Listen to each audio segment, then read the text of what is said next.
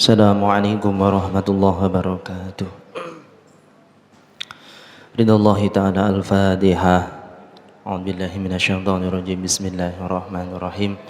Alhamdulillahi rabbil alamin arrahmanir rahim maliki yaumiddin.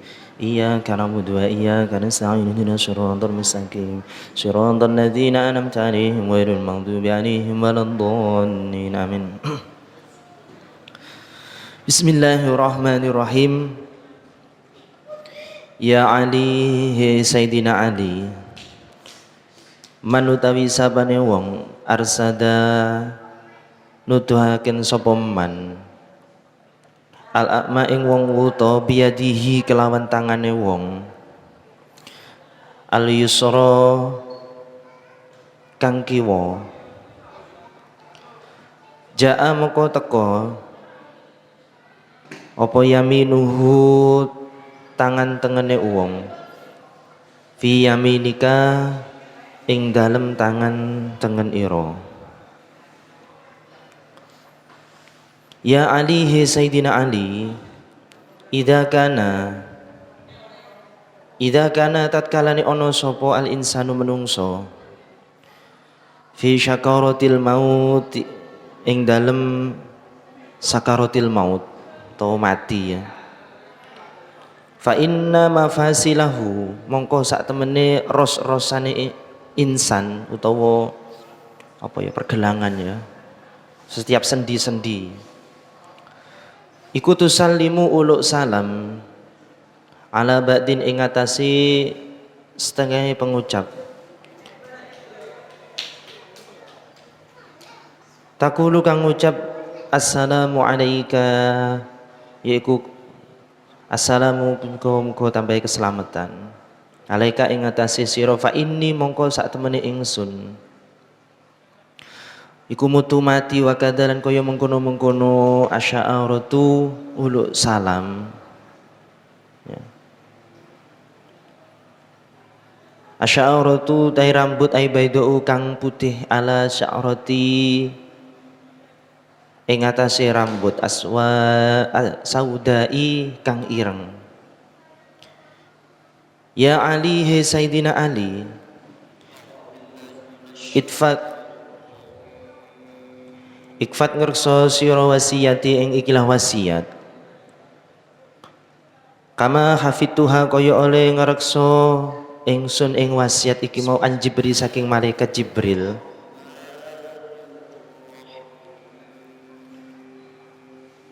An Jibril saking malaikat Jibril an Rabbi saking pangeran takut dasat kang moho suci apa asma'uhu asmane Gusti Allah. Wala ilaha lan ora ana pangeran kang den sembah iku maujud ghairuhu sakliyane Gusti Allah. Ini kitab Wasiatul Mustafa. Alhamdulillah pada hari ini kita hataman, kita selesai bibarokati ya syahri Ramadan. Di bulan Ramadan ini kita menghatamkan kitab Wasiatul Mustafa. Ini bab terakhir menerangkan tentang keutamaan menuntun orang yang buta ya. Jadi orang yang buta yang tidak bisa datang ke masjid, yang ingin ke masjid ya, saking utamanya orang sholat berjamaah ya. Orang berjamaah, sholat berjamaah akan mendapatkan pahala yang berlipat-lipat, yakni 27 rakaat. Dan dibandingkan dengan orang yang sholatnya sendiri di rumah akan mendapatkan pahala 1, maka dari keutamaan yang luar biasanya di masjid, maka walaupun orang itu buta, dalam keadaan buta, tetap ingin ke masjid.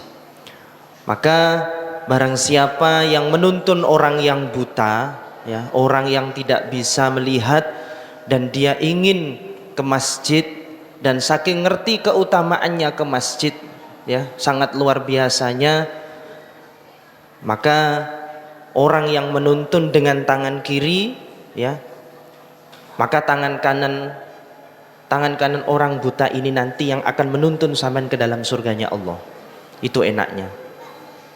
Jadi salah satu istimewanya orang bisa wasilah masuk surga diantaranya menuntun orang yang buta, ya, menuntun orang yang buta dalam melaksanakan ibadah.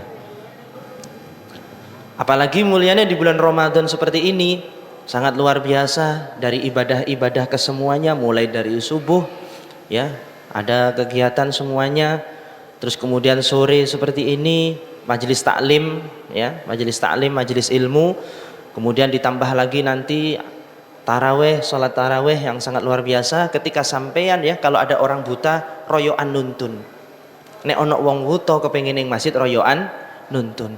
Sopo ngerti barokai sampean nuntun wong buta iku mau mendapatkan wasilah sampean bisa masuk surganya Allah Subhanahu wa taala. Enak ya. Begitupun juga ya Ali, idza kanal insanu fi sakaratil maut fa inna mafasilahu tasallimu ala ba'din taqulu salami alayki fa inni mutu wa kada sa'ardu baydau ala sarati sa'awda. Begitupun juga dengan wasiatnya Rasulullah, orang itu bakale mati. Orang itu bakale mati. Tidak selamanya hidup. Di sini diceritakan sama Rasulullah, orang itu kalau mati, ya, orang itu kalau mau mati maka persendiannya itu uluk salam. Urut mulai dari kakinya. Kakinya itu tiba-tiba dingin, ya, dingin, tambah naik, tambah terus tambah naik ke atas. Itu Rasulullah mengatakan seperti itu. Itu tanda-tandanya. Walaupun di antara tanda-tandanya juga ubannya semakin banyak, rambutnya tambah banyak. Tapi tidak menutup kemungkinan orang yang masih muda pun juga bakal mati. Orang yang masih muda pun juga bakal mati. Orang yang masih umur 25 tahun, mungkin umurnya masih 30 tahun, bisa menutup kemungkinan juga meninggal dulu. Lah maka ketika sudah orang seperti itu, ya, maka amal kita perbarui. Lebih-lebih di bulan Ramadan ini, ya, kita perbanyak doa kepada Allah. Allahumma ka innaka afuwun karim tuhibbul afwa fa'fu anna ya karim. Kita minta ampun sama Allah. Ini Ramadan meninggalkan kita.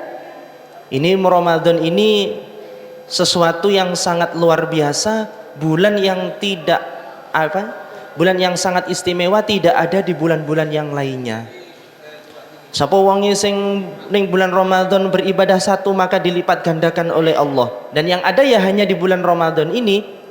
Maka di bulan Ramadan ini ketika meninggalkan kita kok kita bahagia? Wah, ini perlu dipertanyakan ini. Harusnya susah. Susah apa? Karena di bulan yang sangat luar biasa ini kita tidak akan bisa mengerjakan sesuatu ibadah yang berlipat-lipat. Ya, berlipat-lipat. Sapa wonge sing ibadah sunnah maka diganjar dengan seperti seolah-olah ibadah wajib. Yang ada ya hanya di bulan Ramadan ini. Maka di bulan-bulan yang lainnya tidak ada. Apalagi di bulan Ramadan ada satu hari yaitu yang sangat luar biasa, ya. Satu hari tersebut seperti 1000 bulan, yaitu malam Lailatul Qadar. Yang mana menjadi misteri. Bisa jadi di 1 Ramadan, bisa jadi di 10 Ramadan, bisa jadi di 17 Ramadan, bisa jadi di akhir Ramadan, bisa jadi di malam takbiran. Ya, bisa jadi di malam takbiran. Maka banyak sebenarnya yang harus kita kerjakan di bulan Ramadan ini, ya. Menghadang yang namanya malam Lailatul Qadar, memperbanyak ibadah, meningkatkan ibadah selama Ramadan ini menjadi madrasah bagi kita yang akan bisa diterapkan di tahun yang akan diterapkan di bulan-bulan selanjutnya. Maka pergunakan kesempatan Ramadan ini, karena kita belum tentu Ramadan selanjutnya kita masih bertemu, tidak ada umur yang tahu. Bisa jadi Ramadan ini adalah Ramadan terakhir bagi kita. Bisa jadi Ramadan ini kita tidak akan bisa bertemu Ramadan selanjutnya. Maka momen seperti ini jangan sekali-sekali engkau tinggalkan. Ya, perbanyak ibadahnya, perbanyak semua apapun yang berkaitan dengan memuji asma Allah. Ya di bulan Ramadan seperti ini. Maka momen-momen Ramadan seperti ini jangan sekali-sekali ditinggalkan, di antaranya yaitu menunaikan zakat. Zakat ini sangat luar biasa, ada dibagi menjadi dua, ada zakat fitrah dan zakat mal. Zakat fitrah bagi perorangan yang wajib bagi siapapun tanpa pandang bulu, baik itu kecil, besar, tua, muda ataupun tua renta, zakat mal wajib dikeluarkan. Maka jangan sekali-sekali meninggalkan. Sampai kapan? Sampai mau menjelang sholat Idul Fitri. Kalau bisa hari ini. Memang yang paling afdal menjelang Idul Fitri. Cuman kalau semuanya brek nanti pada saat itu kasihan panitianya. Ya, kasihan panitianya. Enggak apa-apa dimajukan malam takbiran ya. Karena zakat fitrah ini sangat diwajibkan, maka jangan sekali-sekali meninggalkan zakat fitrah. Lebih-lebih zakat mal. Zakat mal ini pembersih harta sampeyan semuanya. Maka barang siapa yang hartanya sudah melebihi 1 nisab, jangan meninggalkan zakat mal. Karena zakat mal ini hukumnya wajib, dan itu bukan hak sampeyan, itu haknya orang-orang yang fakir miskin atau 8 masnaf. Fakir miskin, amil, mu'allaf, budak, atau orang yang banyak hutang, fisabilillah dan ibnu sabil. Itu hak mereka, bukan hak panjenengan. 2,5% dari harta panjenengan yang sudah mencapai satu nisab. Berapa satu nisab itu? Antara 85 gram emas. Hitung sendiri, berapa emas sekarang? Kalau emas sekarang itu 1 juta, artinya 85 juta. Sebenarnya zakat ini sangat luar biasa. Dan ketika panjenengan melakukan sodako atau melakukan zakat, terutama di bulan Ramadan seperti ini, orang berbondong-bondong.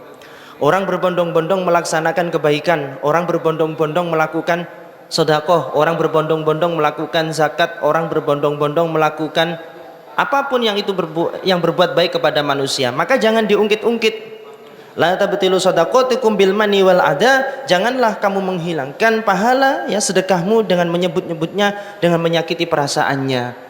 Kamu dulu tak bantu, kamu dulu zakat saya tak kasihkan sampean, zakat mal saya tak kasihkan sampean pernah tak sedekah. Itu bisa menghilangkan pahala sampean, terutama di bulan Ramadan.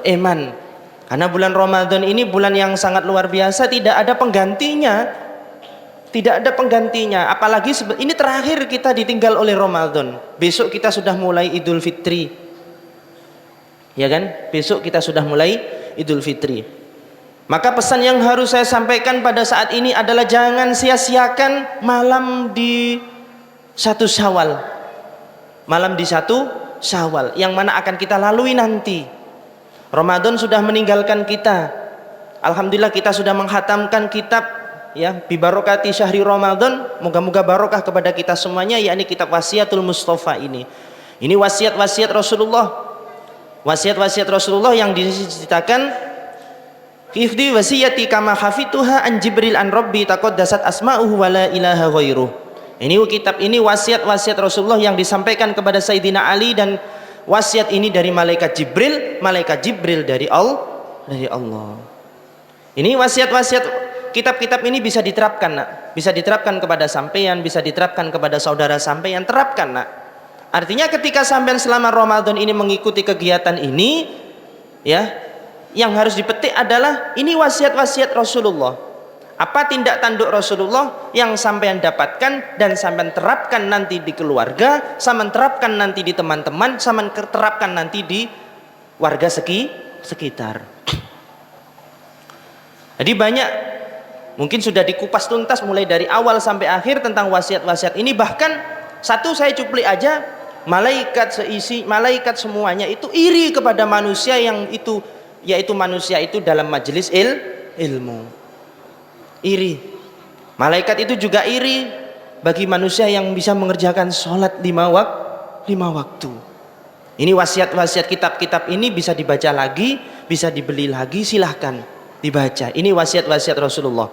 Kata Rasulullah, ana Madinatul ilmi wa aliyun babuha. Saya ini Madinahnya ilmu, kotanya ilmu. Pintunya lewat siapa? Pintunya lewat Sayyidina Ali. Ya ini. Ini wasiat-wasiat Rasulullah yang disampaikan oleh Sayyidina Ali, terapkan, nak. Maka di momen-momen seperti ini kita ditinggalkan oleh Ramadan, ya, sedih. Sedih kenapa? Sedih kita tidak bisa mengerjakan suatu ibadah yang sangat luar biasa. Ya. Maka malam hari ini adalah malam ketentuan kita, malam penentuan. Ya, ini momennya sangat pas ini ya, malam takbiran, malam 1 Syawal. Maka jangan terlena malam 1 Syawal, jangan terlena dengan huru hara, jangan terlena dengan kesenangan yang sangat luar biasa, karena di balik itu semua kita kehilangan momen yang sangat luar biasa, yaitu momen Ramadan. Biasanya kalau orang itu Idul Fitri bingung beli baju baru, bingung beli sepatu baru, bingung beli tas baru, bingung beli semua macam-macam. Sedangkan kita lupa apa? Kita ditinggal oleh sesuatu yang sangat luar biasa, tidak ada di bulan-bulan lainnya, yaitu momen Ramadan, syahrul Ramadan, bulan Ramadan. Ya, tidak ada nak. Apalagi bulan puasa. Ya, puasa itu yang tahu hanya panjenengan dengan Allah.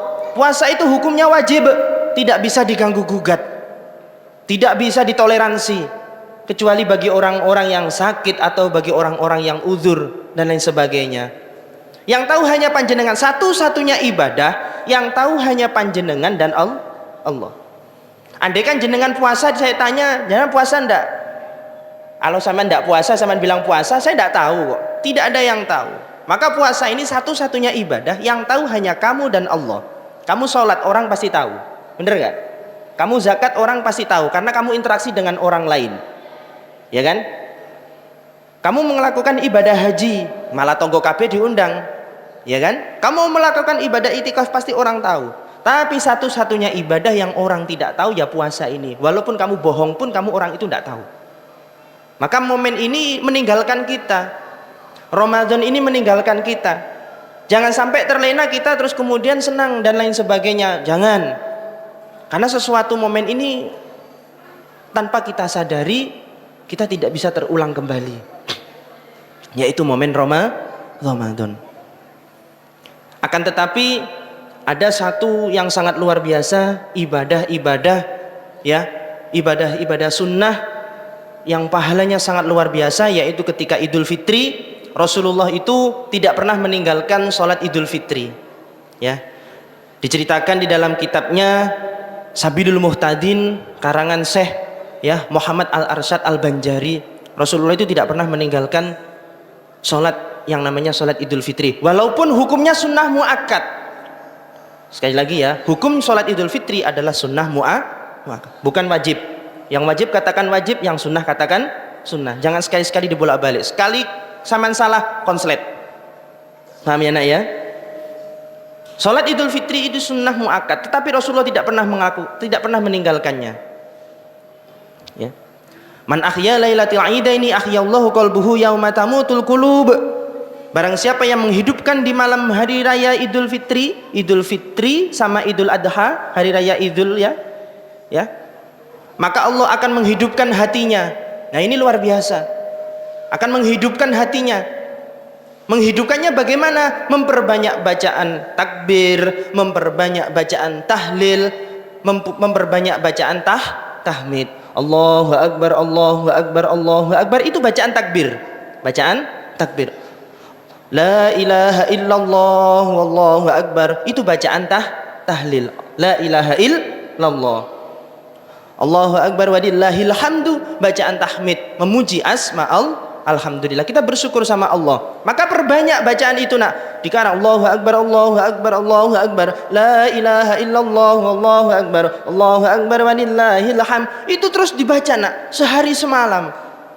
Ini momennya nanti malam ini nak. Maka mulutmu basahi dengan bahasa-bahasa itu nak. Jangan engkau basahi dengan yang lainnya.